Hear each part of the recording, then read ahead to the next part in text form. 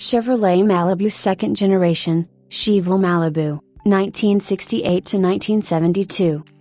Malibus and all other Chevelles were completely restyled for 1968 with semi-fastback rooflines on two-door hardtops and wheelbases split to 112 inches, 2,800 mm, on two-door models and 116 for four-door sedans and station wagons.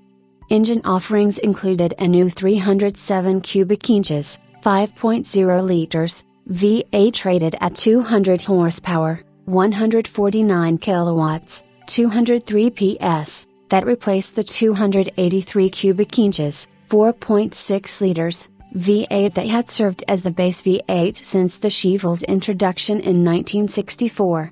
Inside was a new instrument panel featuring round gauges and square pods similar to what would appear in Camaros the following year. New for 1968 was the Conqueror luxury option for Malibu sedans and coupes that included upgraded cloth or vinyl bench seats, carpeted lower door panels, wood grain trim on dash and door panels, a center console and floor shifter, only with the hardtop and convertible, which was shared with the SS396, and Conqueror nameplates. There was again a top-line Conqueror estate wagon with simulated wood grain trim that had the same interior and exterior appointments as the Malibu sedans. New grilles and rear decks with revised taillights highlighted the 1969 Malibus and other Chevelles. Instrument panels were revised and front seat headrests were now standard equipment due to federal safety mandate.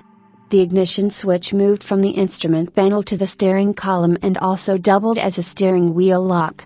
The 307 continued as the base V8, but the 327 engines were replaced by new 350 cubic inches, 5.7 liters, V8s of 255 and 300 horsepower, 190 and 224 kilowatts, 259 and 304 PS.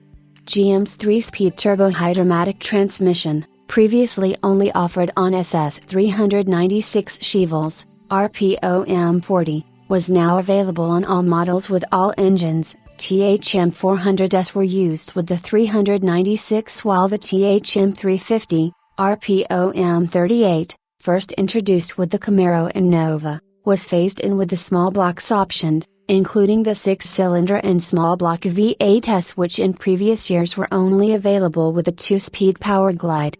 A police package Chevelle 300, pillared 4-door sedan, was available for the 1969 model year which came with the L35 code 396. It was built in few numbers when the Chrysler Corporation held the market for its law enforcement orders.